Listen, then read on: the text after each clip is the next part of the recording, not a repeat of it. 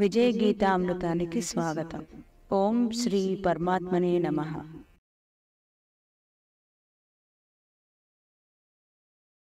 గురుగారు నమస్కారం. గురు శ్రీ గురు చరణ కమలేభ్యో నమః.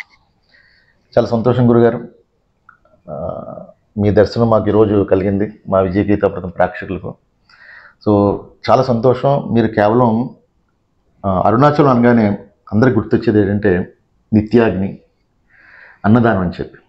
అన్నదానం చేయడం అంటే అది ఒక అద్భుతమైన కార్యక్రమం. అన్ని దానాలకల్లా అన్నదానం ఎంతో గొప్పదంటారు. అన్నదానం అంటే ఏదో మామూలుగా ఏదో మనం భోజనం అందించడం కాకుండా వాళ్ళకి శ్రేష్టమైన 10 రకాల వంటలతో సాధు పొంగవులకు అక్కడ అరుణాచలంలో అన్నార్థులకు మీరు ఇంత గొప్ప సేవ చేస్తున్నారు గురుగారు. అసలు ఈ దారిలోకి మీరు రావడానికి మీకు అంటే ఎలా వచ్చారు, దాన్ని దాటేసిన పరిణామాలు ఏంటి గురుగారు? ఈ మార్గంలోకి రావటానికి బాల్యం నుంచి కొంచెం ఆధ్యాత్మికమైనటువంటి దృక్పథం ఉంది నాకు. ఆ తర్వాత ఎన్నో రకాల ఉద్యోగాలు చేశాను. విదేశాల్లో మినిస్ట్రీ ఆఫ్ ఎడ్యుకేషన్లో కంప్యూటింగ్ టీచర్గా పనిచేశాను.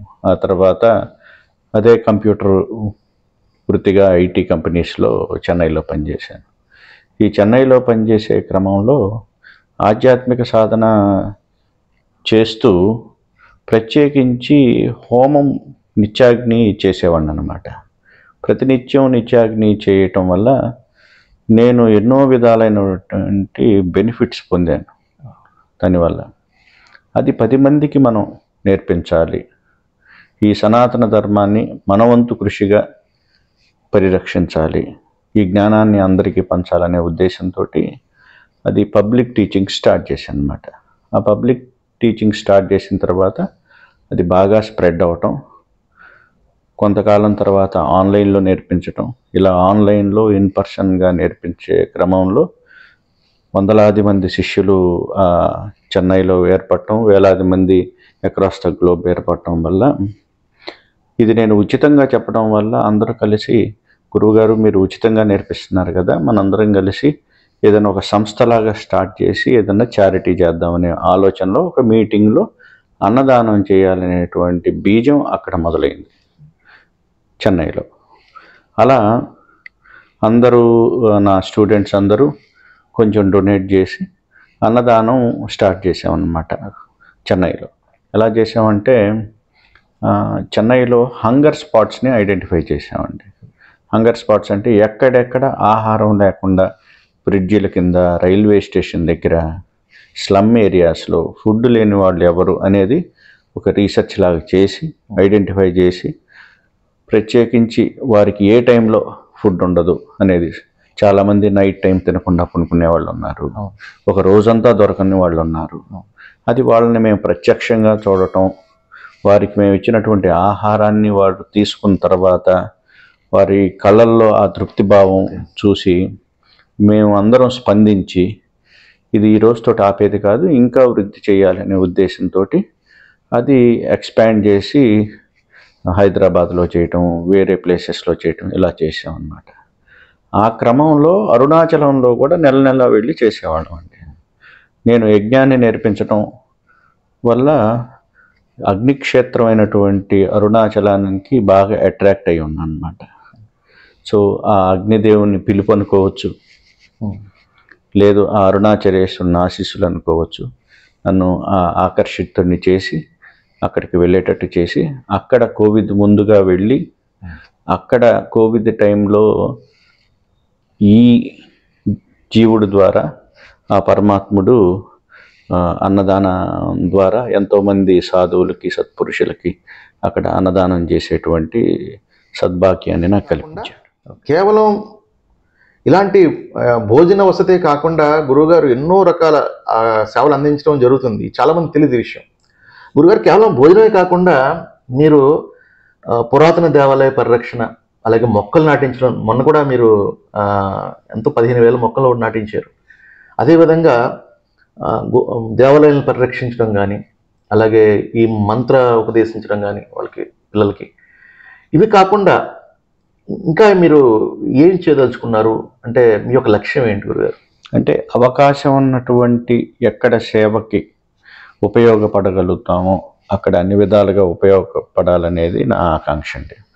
అంటే ఇదంతా ఆ దేవుడే చేపిస్తున్నాడన్న ఉద్దేశంలో చేస్తాను నేను. ఇది నేను ఒక మధ్యలో ఒక పనిముట్టుగా ఉండి చేయటమే కానీ, ఇప్పుడు జీర్ణోద్ధరణ అయినటువంటి దేవాలయాల్ని పునరుద్ధరించటం, కుంభాభిషేకాలు చేయటం ఇలా చేసాం. గిరివలయం పాత్రలోనే అమ్మవారి టెంపుల్ని ఒకటి చేసామండి. అలా అదేవిధంగా బోర్వెల్స్, దేవాలయ ప్రాంగణాల్లో బోర్వెల్స్ వేయటం, సాధువులకి అన్నదానం మాత్రమే కాకుండా ఐ క్యాంప్స్ పెట్టడం, ఆ ఐ క్యాంప్స్లో భాగంగా వాళ్ళకి కళ్ళద్దాలు ఇవ్వటం, వారికి క్యాట్రాక్ట్ ఆపరేషన్ చేయించడం. ఒక క్యాట్రాక్ట్ ఆపరేషన్ చేయించాలంటే సహజంగా 30,000 ఎంత ఖర్చు అవుతుంది. అది వాళ్ళ దగ్గర ఉండదు కదా. మాకు కొన్ని హాస్పిటల్స్తో టైఅప్ అన్నమాట. ఆ విధంగా మేము ఈ కార్యక్రమాన్ని చేయగలిగాం.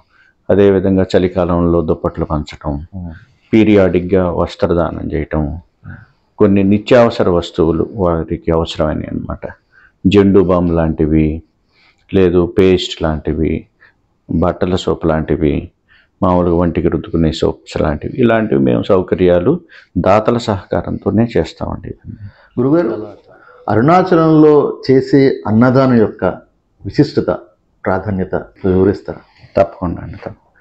ఇది అరుణాచల మాహాత్మ్యంలోనే ఒక కథ ఉందండి. ఒకసారి బ్రహ్మమానస పుత్రుడైనటువంటి సనక మహర్షి బ్రహ్మ వారి తండ్రి గారైన బ్రహ్మ దగ్గరికి వెళ్ళి అన్నదాన మహిమ గురించి చెప్పమని అడుగుతారు. అప్పుడు వారు ఒక వేదవాక్కు చెప్తారు. అన్నదో ప్రాణదో నిత్యమన్నే ప్రాణ ప్రతిష్ఠత అనేది చెప్తారు. అంటే ఆత్మలాభాన్ని కోరుకున్నటువంటి వ్యక్తి ఖచ్చితంగా అన్నదానం చేయాలి. ద్రవిడ దేశంలో సింహధ్వజుడు అనే ఒక రాజు ఉండేవాడు. అతనికి జరిగినటువంటి ఒక కథని సనక మహర్షికి బ్రహ్మదేవుడు వివరిస్తాడనమాట. ఆ ద్రవిడ దేశంలో సూర్యవంశానికి చెందినటువంటి సింహధ్వజుడు అనే రాజు ఎన్నో రకాలైనటువంటి దాన ధర్మాలు చేస్తాడు, అన్నదానం చేయడు. అతను మరణానంతరం స్వర్గానికి వెళ్తాడు. స్వర్గానికి వెళ్ళిన తర్వాత ఇంద్రుడు అమృతపానాన్ని ఇవ్వడనమాట. ఆ అర్హత కోల్పోతాడు. ఆ అర్హత కోల్పోయామని చింతిస్తూ ఉంటాడనమాట. ఒకసారి దేవర్షి నారద మహాముని ఒకసారి స్వర్గానికి వచ్చినప్పుడు తన చింతన తెలియజేస్తాడు. ఓ మహర్షి, నేను దేవతలతో సరిసమానంగా లేను, ఎన్నో దాన ధర్మాలు చేశాను. నేను బంగారం, వెండి, ఏనుగులు, గుర్రాలు ఎంతో చేశాను. అంటే ఆయన ఒకసారి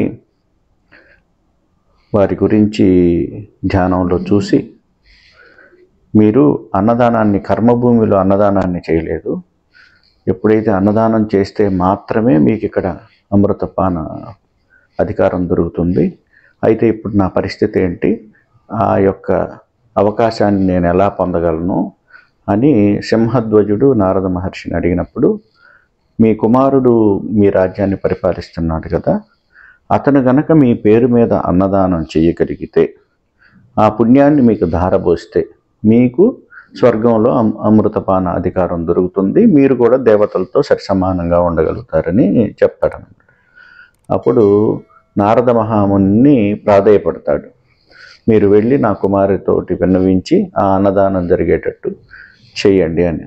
అప్పుడు నారద మహర్షి వారి కుమారుడైనటువంటి చిత్రకేతు మహారాజు దగ్గరికి వెళ్ళి, మీ నాన్నగారు ఈ విధంగా చింతిస్తున్నారు, అక్కడ వారి పేరు మీద మీరు అన్నదానం చేస్తే వారికి అమృతపాన అధికారం దొరుకుతుంది, వారి చింత తొలుగుతుంది, దేవతలతో సరిసమానంగా ఉండగలుగుతారని చెప్తాడు.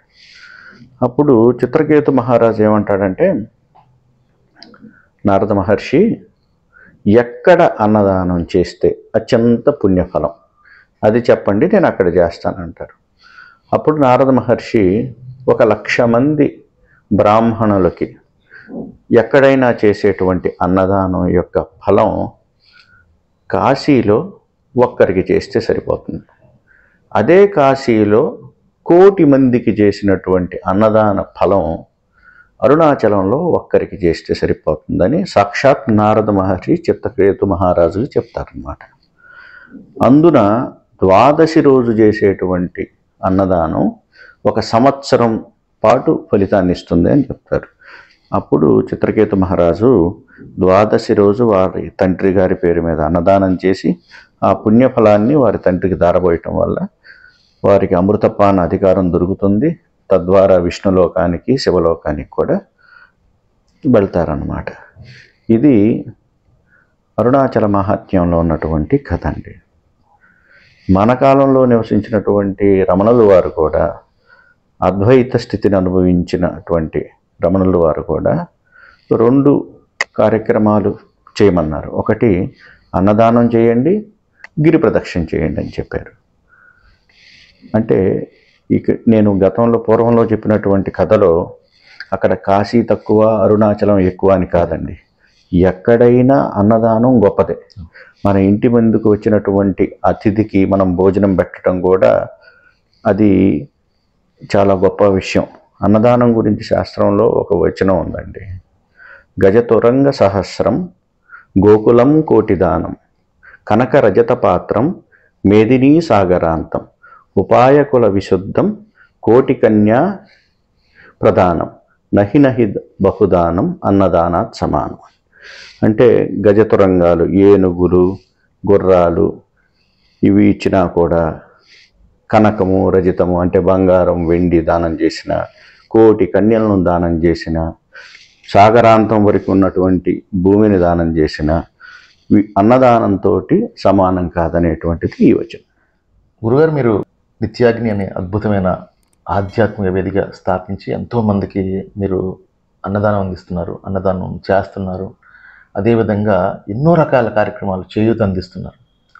మరి చాలామందికి ఒక ఇంట్రెస్ట్ ఉంటుంది, అరే గురువుగారు అన్ని చేస్తున్నారు, మనం కూడా సహకరిస్తే ఎంత బాగుంటుంది, ఆయన కార్యక్రమం మనం కూడా పాలు పంచుకుంటే ఎంతో బాగుంటుంది, మనం కూడా ఆయనలా చేయలేం కానీ కనీసం మనమన్నా ఉడతా భక్తిగా మనం కూడా ఆ సాయం అందిస్తే ఎంత బాగుంటుందని చెప్పి చాలామంది పరితపిస్తుంటారు. అలాంటి వారికి ఏ విధంగా వాళ్ళు సాయపడగలుగుతారు? మీరు ఇచ్చే సందేశం ఏంటి? వాళ్ళకు కూడా సేవలో పాలు పంచుకోవాలంటే ఏం చేయాలంటారు? ఇప్పుడు జరుగుతున్నటువంటి కార్యక్రమం అందరు దాతల సహకారంతో జరుగుతుందండి. ఎలా జరుగుతుందంటే దాతలు వారి యొక్క పుట్టినరోజులు, వారి పెళ్లి రోజులు, ఏదైనా విశేషమైనటువంటి రోజులు, గృహప్రవేశం అలాంటివి, లేదు వాళ్ళ పెద్దల జ్ఞాపకార్థం కోసం, లేదు ఇంకేదైనా ఫెస్టివల్స్ టైంలో పార్టిసిపేట్ చేయటం, ఇటువంటి కార్యక్రమాలకి మా తరపున మా గోత్రనామాలతోటి అన్నదానం చేయండి అని చెప్పి ధన సహాయం చేస్తూ ఉంటారండి. ఇలా ప్రస్తుతం రోజు 1000 మంది భోజనం చేస్తున్నారండి. ఆ అవకాశం భగవంతుడు మాకు వారికి వడ్డించే అవకాశం కల్పిస్తున్నాడు. ఈ 1000 మందిలో సుమారుగా 300 మంది సాధువులు వస్తారండి. మిగతా వాళ్ళు యాత్రికులు, అన్నార్థులు వస్తారు. ఈ 300 మంది సాధువులకి భోజనంతో పాటు ఒక 20 రూపాయల దక్షిణ కూడా ఇస్తాం.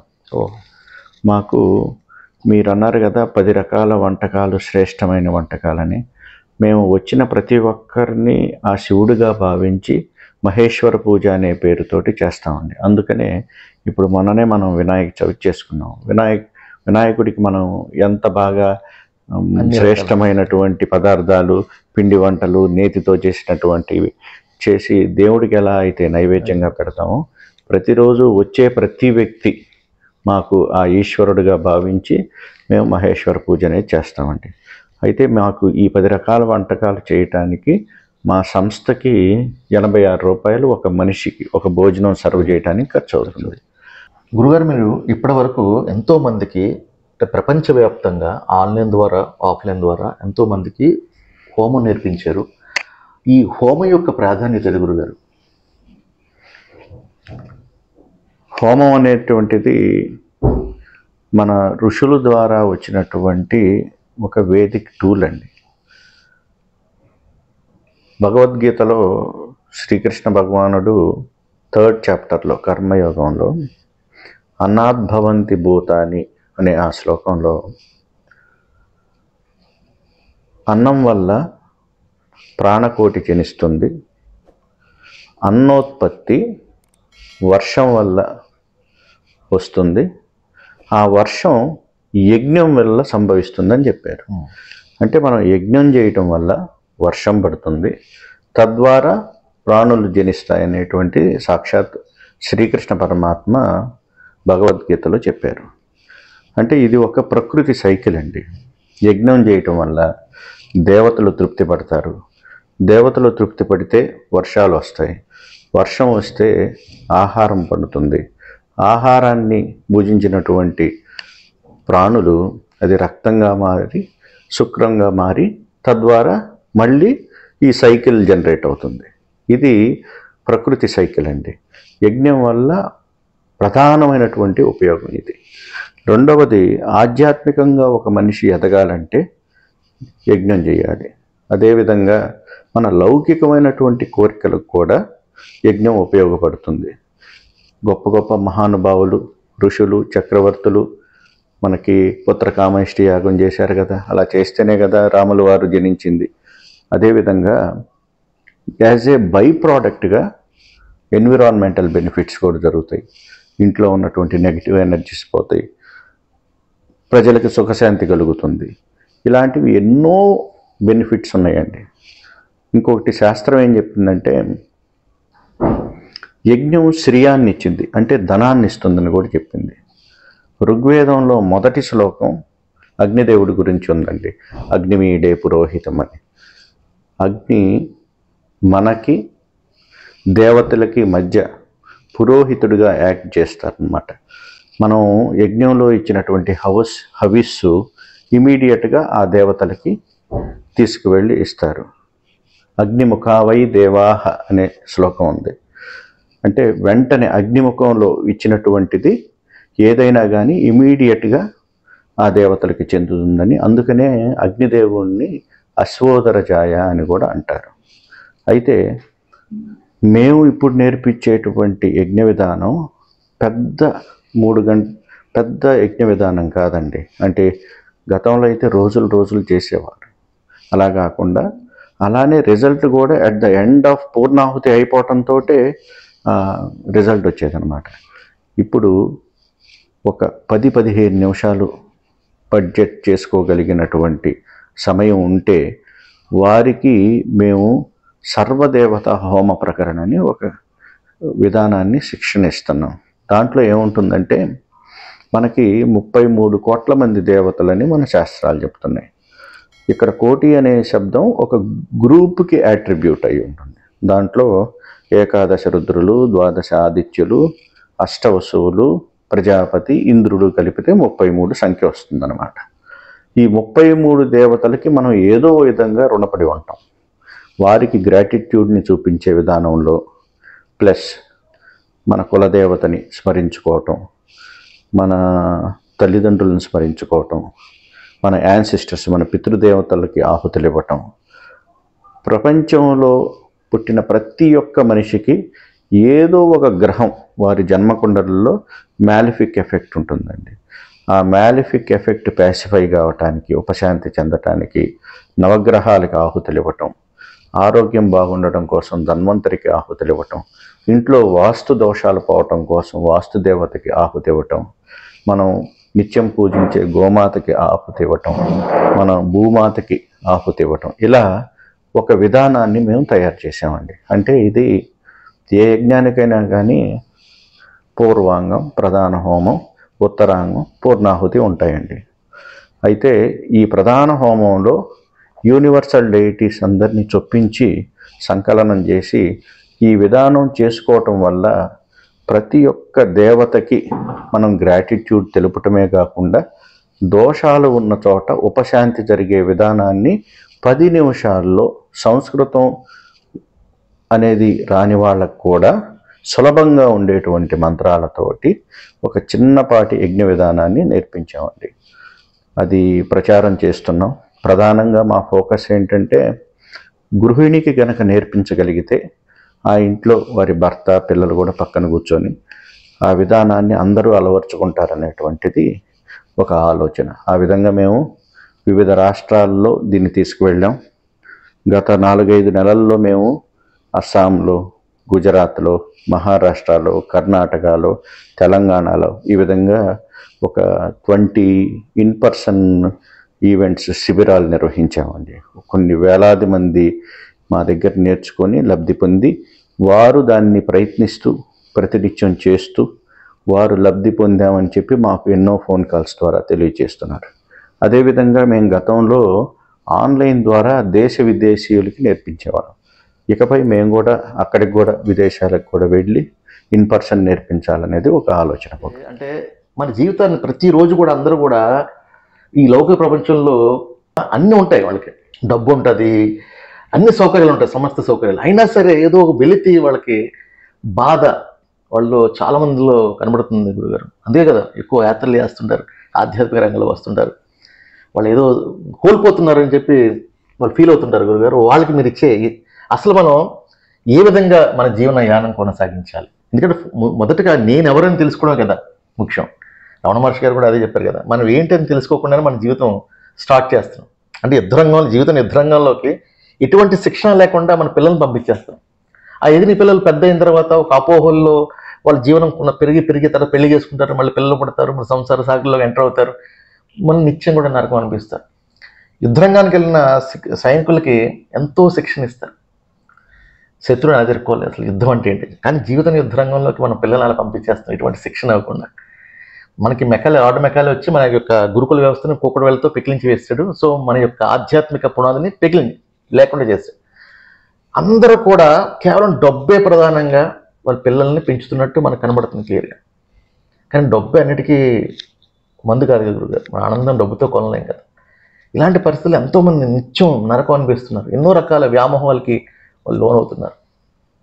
సో మీరు ఇచ్చే సందేశం గురుగారు, మీరు ఇచ్చే సందేశం ఎంతో మందికి ఉపయోగపడుతుందని బలంగా నమ్ముతుంది. ఎందుకంటే మీరు చేసి చూపిస్తున్నారు, ఆచరిస్తున్నారు, చెప్పడంగా అనుష్ఠానిస్తున్నారు. సో మొదటిగా మనం ఇది లోపం ఎక్కడుంది, తల్లిదండ్రులు ఉందంటారా లేకపోతే పిల్లలు ఉందంటారా? అసలు మన జీవితాన్ని ఎప్పుడు ఈ ఆధ్యాత్మిక జ్ఞానాన్ని పొందాలంటారు? ఇది బాల్యం నుంచే రావాలండి. అంటే మనం కలియుగంలో ఉన్నాం, కలి ధర్మమే అది. కలి ధర్మంలో నుంచి మనం ఎంత బయటపడతాము ఆ కలి నుంచి అనేదే మనం ప్రాక్టీస్ చేయాలి. ఇది ఒక తల్లిదండ్రులని మనం దీన్ని వారిపై ముద్ర వేయటమో కాదండి. ఇది సమాజం పూర్తిగానే ఆ కల్చర్కి, మన ఎగ్జిస్టింగ్ కల్చర్, సనాతనమైనటువంటి ధర్మం ఈ కల్చర్ నుంచి మారిపోయి వెస్ట్రన్ కల్చర్కి అలవాటు పడుతూ ఉంది. ఈ క్రమంలో స్కూల్స్ నుంచే దీన్ని పరిపుష్టిగా భగవద్గీత నేర్పించటం, మన యొక్క పురాణ వాంగ్మయాలు నేర్పించటం, ఇవి కంపల్సరీ టెక్స్ట్గా పెట్టడం. ఏదో ముస్లిం రాజుల గురించి వేరే రాజుల గురించి మనం నేర్చుకోవాల్సిన అవసరం లేదు, దానివల్ల ఏ ఉపయోగం లేదు. మనం చిన్నప్పుడు బాబర్ గురించి అక్బర్ గురించి చదువుకున్నాం, దానివల్ల మనకేం ఉపయోగం ఉంటుంది? మన చక్రవర్తులు ఏం చేశారు, ఎన్ని గుళ్ళు కట్టించారు, శ్రీకృష్ణదేవరాయలు ఎన్ని గుళ్ళు కట్టించారు, వారి చరిత్ర, మహామహులైనటువంటి ఆధ్యాత్మిక రంగంలో ఉన్నటువంటి చక్రవర్తులు, పురాణాల్లో ఉన్నటువంటి రాజుల గురించి మనం ఎప్పుడైతే వివరిస్తామో అది చిన్న బాల్యం నుంచి బలంగా ధర్మం వైపు అనేది నడవటానికి మొగ్గు చూపుతారనమాట. భగవద్గీత అనేది కంపల్సరీ సబ్జెక్ట్గా చెప్పాలి. భగవద్గీతలో కృష్ణ పరమాత్ముడు 3 రకాల కర్మలు ఉన్నాయి, విహిత కర్మ, వికర్మ, అకర్మ అని చెప్పారు. విహిత కర్మ అంటే నిన్ను నువ్వు ఉద్ధరించుకునేటువంటి కర్మ చేయి, అదేవిధంగా 10 మందికి ఉపయోగపడే కర్మ చేయి. వికర్మలు అంటే అసాంఘికమైనటువంటి కర్మలు, అనాచారమైనటువంటి కర్మలు చేయొద్దని చెప్పారు. అకర్మలు అంటే వేదాలను కానీ వాంగ్మయాలను కానీ విమర్శిస్తూ అంతా పరమాత్మే కదా, అంతా బ్రహ్మమే కదా, నారు పోసినవాడు నీరు పోయకపోతాడా అనే ఉద్దేశంలో కూర్చొని సోమరిపోతులుగా తయారయ్యేటువంటి ఒక గ్రూప్ ఉందన్నమాట. వారేంటంటే ఈ అహం బ్రహ్మాస్మి ఈ మహావాక్యాలను పట్టుకొని మనం ఏం అవసరం లేదు, ఇది నడిపించేది పూర్తిగా దేవుడే కాబట్టి మనం ఏం చేయాల్సిన పని లేదు, దానికి అదే జరుగుతుంది, మనం చేసినా చేయకపోయినా జరుగుతుందనే ఉద్దేశంతో కొంతమంది ఉంటారు. అది కాదండి. భగవాన్ గీతాచార్యుడు వెరీ క్లియర్గా కర్మని చేయమని చెప్పారు గీతలో. కాబట్టి మనం చేయాల్సిన కర్మని, మనకి ఆపాదించబడినటువంటి కర్మని మనం ఖచ్చితంగా చేయాలి. అలా చేసినప్పుడే మనల్ని చూసి 10 మంది నేర్చుకుంటారు. ఆ స్కూల్స్ నుంచి ఆ విద్య అంచెలంచెలుగా ఎదిగి ఒక పీజీ స్థాయికో డిగ్రీ స్థాయికో వచ్చినప్పుడు ఆ వ్యక్తి, ఆ బాలుడు ఒక సాధకుడిగా మారతాడు. సాధనాత్ సాధ్యతే సర్వం అని అన్నారు. ఆ సాధన ద్వారా తనకేది కావాలో సాధించుకోగలుగుతాడు, తన కుటుంబానికి ఉపయోగపడతాడు, అదేవిధంగా సంఘానికి ఉపయోగపడతాడు, తద్వారా దేశానికి కూడా మేలు జరుగుతుందన్నమాట. చాలా అద్భుతంగా చెప్పారు గురుగారు. మీరు చెప్పిన దాన్ని బట్టి ఈ ఆధ్యాత్మిక జ్ఞాన ఆవశ్యకత చిరుప్రాయం నుంచే ఉండాలి, అది లోపిస్తుంది. అవునండి. ఆ వ్యవస్థను మీరు తీసి పడేశారు. మరి ఆ వ్యవస్థను నిర్మించుకోవాలంటే మీరు అన్నట్టుగా భగవద్గీతను స్కూల్లో ప్రవేశపెట్టాలంటే రాజ్యాంగంలో సెక్యులర్ అనే పదాన్ని ఎలా చొప్పించారు కదా ఎమర్జెన్సీ టైంలో. సో భగవద్గీత అనేది కుల మతాల అతీతంగా నేర్చుకోవాల్సిన సబ్జెక్టు. అలాగే ప్రపంచ ప్రఖ్యాత శాస్త్రవేత్త అయిన ఐన్స్టీన్ కూడా భగవద్గీత అనేది ఒక అద్భుతమైన వ్యక్తిత్వ వికాస గ్రంథం అని చెప్పి ఆయన డిక్లేర్ చేయడం కూడా జరిగింది. మరి అలాంటి అద్భుతమైన గ్రంథాన్ని, నాలెడ్జ్ని మనం భావితరాలకు అందించలేకుండా మనమే ఒక అడ్డకట్ట వేసుకున్నాం, సెక్యులర్ పదం జోడించి రాజ్యాంగంలో. కానీ మీలాంటి మహానుభావులు ద్వారా ఇప్పుడిప్పుడే భగవద్గీత ప్రాశస్త్యం ఎంత గొప్పది అని భావితరాలకి తెలిసే గొప్ప కార్యక్రమాన్ని శ్రీకారం చుట్టారు. ఇలా భగవద్గీత అలాగే మనకి గురుకుల వ్యవస్థ అని చెప్పి ఉండేది గురుగారు. మీరు ఆల్రెడీ చాలా కార్యక్రమాలు చేస్తున్నారు.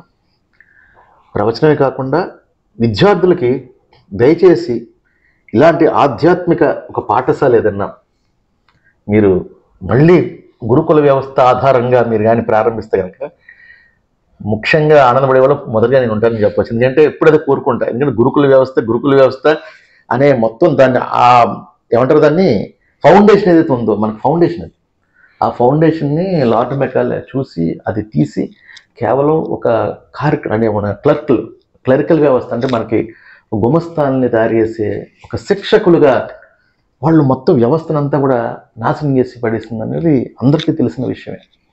మీలాంటి గురువులు దానికి మళ్ళీ ఆ గురుకుల వ్యవస్థకి శ్రీకారం చుడితే కనుక మీ స్ఫూర్తితో ఇప్పుడు సద్గురు లాంటి వాళ్ళు కూడా ఒక పిలిపిస్తే కనుక మళ్ళీ రాజ్యాంగంలో సవరణ మనం చేసుకొని మళ్ళీ ఆ గురుకుల వ్యవస్థను కూడా మనం నిర్మించుకొని చిన్నప్పటి నుంచి కూడా పిల్లల్ని ఒక ఆధ్యాత్మిక వైద్యులు అనొచ్చమాట. అసలు నేనెవరు, ఆధ్యాత్మిక జ్ఞానం ఎంత గొప్పది, మన జీవితం ఎంత అద్భుతమైన జీవితం, మనం ఈ జీవితం లభించడం ఎంత గొప్పది, ఆ జీవితాన్ని సుసంపన్నం చేసుకునే అలాగా నిత్యం కూడా బాధల నుంచి మనం ఆ బాధలను ఎలా దూరం చేసుకోవాలి అని గొప్ప సందేశం ఇచ్చే అవకాశం ఉంటుంది గురుగారు. ఆ క్రమంలో మీరు ఏమన్నా ప్లాన్ చేస్తారా? అంటే గురుకుల వ్యవస్థ తిరిగి మళ్ళీ వస్తుందేమోనని నేను అనుకోవట్లేదండి. ఎందుకంటే మనం కూడా ప్రాక్టికల్గా ఆలోచించాలి. ఇప్పుడు మన పిల్లల్నే మనం గురుకుల వ్యవస్థ, ఈ రోజుకి స్కూల్స్ ఉన్నాయి గురుకుల వ్యవస్థ, ఇంగ్లీష్ మీడియం స్కూల్స్ ఉన్నాయి, అలా వేద పాఠశాలలు ఉన్నాయి. మన ఇంట్లోనే మనం ఈ విధంగా మాట్లాడే వాళ్ళమే ఏ ఇంగ్లీష్ మీడియం స్కూల్లో చేర్పించాలనే ఆలోచనలో ఉన్నాం. మనం తీసుకువెళ్ళి తిరుపతిలో వేద పాఠశాలలో చేర్పించట్లేదు. కాబట్టి ఈ దేశ కాలమానం ప్రకారం ఏది అవసరమో అదే చేయాలి. నీడ్ ఫర్ ద అవర్ అంటే ఇప్పుడున్న ట్రెండ్ని గౌరవిస్తూనే ఈ ట్రెండ్లో మన సనాతన ధర్మాన్ని ఎలా చొప్పించాలనే మార్గాన్నే అన్వేషించాలి. మనం పూర్తిగా దీన్ని యూటర్న్ చేయమంటే చేయలేరండి. యూటర్న్ కాదు కూడా, అది వ్యతిరేక భావాలుగా అనిపిస్తాయి అన్నమాట సమాజానికి. కాబట్టి మా వంతుగా మేమేం చేస్తున్నామంటే, మేము ఈ హోమం నేర్పిస్తాను కదా, సర్వదేవతా హోమం, లఘు విధానాలు, ఇవి స్కూల్స్లో కూడా నేర్పించామండి మేము. అదేవిధంగా ఇంట్లో ప్రత్యేకించి గృహిణికి నేర్పిస్తున్నాం. ఒక స్త్రీమూర్తి ప్రతినిత్యం ఈ నిత్యాగ్ని హోమం చేసుకోవటం వల్ల ఆ ఇంట్లో ఉన్న భర్త, చిన్నపిల్లలు వారు కూడా పక్కన కూర్చొని ఆ సిస్టమ్కి అలవాటు పడిపోయి, ఇది మన శాస్త్రాల్లో ఉంది, అలా చిన్నగా డెవలప్ చేసుకోవాలి. కానీ ఒకేసారి గురుకుల వ్యవస్థ రావాలి అని అనుకుంటే అది నాకు సాధ్యం అవుతుందని తెలియదు. వస్తే సంతోషం, దానికన్నా గొప్ప అదృష్టం ఏముంటుంది. కానీ ప్రాక్టికల్గా ఆలోచిస్తే గురుకుల వ్యవస్థ వస్తుందని అనుకోవట్లేదు. ఇప్పుడున్నటువంటి కంప్యూటర్, మీరు కూడా ఐటీ ఉద్యోగం మానేసి ఇంకో వ్యవసాయం చేయమంటే చేయలేరు కదా. వ్యవసాయం ఎంత కష్టం ఉంటుందో తెలుస్తుంది. అలానే వెళ్ళి మళ్ళీ గురుకుల వ్యవస్థలో భాగంగా అందరూ కింద కూర్చొని పాఠాలు, ఈరోజు కింద కూర్చునే వాళ్ళే లేరనమాట. అంటే నా ఉద్దేశంలో గురుగారు మీరు చెప్పింది 100% కరెక్ట్. అంటే నేను గతంలోకి వెళ్ళమంటలేదు, జీవిత సరళిని కూడా మనం మార్చుకోమని చెప్పట్లేదు. ఎవరి జీవిత విధానం వాళ్ళది, ఆప్షన్స్ మటుకు ఉండాలి. లేకుండా తీసేయకూడదనే ఉద్దేశం. కానీ ప్రామాణికంగా ఒక క్లాసులో 50 మందిని కూర్చోబెట్టి ఒక టీచరు చెప్పే పాఠాలు పిల్లలకి బుర్రకెక్కక ఎవ్రీ అవర్ 40 మినిట్స్ అని చెప్పి అవర్లీ బేసిస్తో ప్రతిరోజు కూడా పిల్లలను ఒక నిర్దిష్టమైన ప్లేస్లో పెట్టి ఒక తరగతి గదిలో పెట్టి పాఠాలు చెప్పడం అనేది వాళ్ళకి ఎంతవరకు ఉపకరిస్తుంది అన్నది కూడా మనం ఒకసారి ఆలోచించుకోవాలి. అవునండి. అది ఓపెన్ ప్లేస్లో చక్కటి మీరు ఒక గురువుకి 2-3 విద్యార్థులని పెట్టి వాళ్ళకి చక్కగా చిన్నప్పటి నుంచి మన భగవద్గీత కానీ మన వేదాలు పురాణాలు కానీ ఆ స్థాయిలో కూడా ఒక ఆప్షన్ కూడా మీ ద్వారా మొదలైతే అంటే మాకు ఒక చిన్న ప్లాన్ ఉందండి. అంటే మాకు ఇప్పుడు ప్రీ స్కూల్స్ అనేవి లేవు. 5 సంవత్సరాల తర్వాత నుంచే స్కూలింగ్ అనేది వచ్చింది కదా. 5 సంవత్సరాల లోపు అంటే 3 సంవత్సరాలు దాటి 5 సంవత్సరాల లోపు ఆ 2 ఇయర్స్లో ఉన్న పిల్లలకి మోరల్ స్కూల్స్ అని పెట్టాలనే కాన్సెప్ట్ మాకు ఉందన్నమాట. అంటే వాళ్ళకి బేసిక్గా ఏం నేర్పిస్తామంటే తల్లిదండ్రులను ఎలా గౌరవించాలి, మన దేవుడికి ఎలా దండం పెట్టుకోవాలి, ఎలా బిహేవియర్స్ ఎలా ఉండాలి, తుమ్మినప్పుడు ఎలా ఉండాలి, దగ్గినప్పుడు ఎలా చేయాలి, ఇంట్లోకి చెప్పులు వేసుకు వెళ్ళకూడదు, ఇలా మోరల్ క్వాలిటీస్ నేర్పిస్తా. పెద్దలు వచ్చినప్పుడు కుర్చీలో కూర్చోవాలా, నేసి నిలబడాలా, లేదు చేతులు కట్టుకోవాలా, నమస్కారం ఎలా చేయాలి, ఇటువంటి నేర్పించే క్రమంలో మేము ఆల్రెడీ వర్క్ చేస్తున్నాం. ఇటువంటి చేయగలుగుతాం, కానీ అది గురుకులం అని అనలేనమాట. కరెక్ట్ అండి. చాలా మీరు చెప్తుంటే నాకు చాలా ఆనందంగా ఉంది. ఎందుకంటే ప్రతిరోజు కూడా నేను అందరితో ఇంట్లో కూడా ఇదే చర్చ. డిసిప్లిన్ నేర్పించే, క్రమశిక్షణ నేర్పించే విధానం మనం ఇంకా ఎందుకు ప్రవేశపెట్టలేదు అంటే, మీరు అన్నట్టుగా లేచి వెంటనే పెద్దలకు నమస్కారం చేయాలి, ఎక్కడ తీసుకుని వస్తువు అక్కడే పెట్టాలి, వాళ్ళు పుస్తకాలు తీసుకొని మా స్కూల్కి వెళ్ళి వచ్చిన తర్వాత వాళ్ళు పుస్తకాలు పెట్టే విధానం కానీ, వాళ్ళు షూస్ పెట్టుకునే విధానం కానీ అక్కడే అర్థమైపోతుంది వాళ్ళకి ఫోకస్ లేదని చెప్పి అంత ఉంటుంది. అయితే నేను చెన్నైలో ఉన్నప్పుడు మా పిల్లల్ని ఒక స్కూల్లో చేర్పించానండి, శ్రీ కాంచి మహాస్వామి విద్యామందిర్ అని. ఆ స్కూల్లో అటు ఆ గురుకుల వ్యవస్థని ఇటు సిబిఎస్ఈ వ్యవస్థని 2 అనుసంధానం చేస్తూ అక్కడ వేదం నేర్పిస్తారు, సిబిఎస్ఈ క్లాసెస్ జరుగుతాయి అన్నమాట. ఇలా అటువంటి స్కూల్స్ ఉన్నాయి.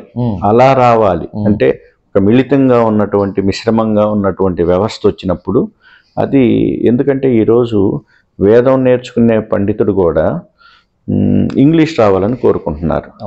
వాళ్ళు కూడా మొబైల్ చూడాలి కదా, మొబైల్ తెలుగులో ఏముండదు కదా, అంతా ఇంగ్లీష్లో కదా ఆప్షన్స్. వారు కూడా దేశ విదేశాల్లో ఉద్యోగాలు చేస్తున్నారు. అంతెందుకు మన టీటీడీలోనే 1600 మంది వేద పండితులు ఉన్నారు. 1600 మందిలో కొన్ని వందల మంది దేశ విదేశాల్లో ఉన్నారు. అలా అందరికీ ఆంగ్లం కూడా రావాలి, సంస్కృతం రావాలి, మన సనాతన ధర్మానికి సంబంధించినటువంటి అన్ని శాస్త్రాలు తెలుసుకొని ఉండాలి. అదేవిధంగా విదేశీ భాషలు కూడా నేర్చుకోవాలి. అరుణాచలం వెళ్తే తప్పకుండా మన గురుగారి ఆశ్రమాన్ని, నిత్యాగ్ని ఆశ్రమాన్ని దర్శించి గురుగారి యొక్క ఆశీర్వాదాలు తీసుకోండి. ఎందుకంటే మనుషులు కూడా పరమాత్ముడు ఈ యొక్క ప్రపంచాన్ని ఇది అద్భుతంగా తీర్చిదిద్దుతున్నాడంటే మనుషుల రూపంలోనే ఉంటారు, అందరూ కూడా చేస్తుంటారు రకరకాల కార్యక్రమాలు. అలాగే పరమాత్మ గురుగారి రూపంలో కూడా ప్రత్యక్షమై ఇంత గొప్ప కార్యక్రమం నడిపిస్తున్నారు అనడానికి ఇది ఒక ప్రత్యక్ష ఉదాహరణ చెప్పాలంటే. సో తప్పకుండా మీరు అరుణాచలం వెళ్ళినప్పుడు గురుగారిని దర్శించండి. అలాగే గురుగారి కార్యక్రమాల్లో కూడా మీరు పాలు పంచుకునే అవకాశం గురుగారు కల్పిస్తున్నారు. సో అందరూ ఉపయోగించుకోండి, మీ యొక్క జీవితాన్ని అద్భుతంగా తీర్చిదిద్దుకోండి. నమస్కారం. శ్రీ గురు చరణ కమలేభ్యో నమః.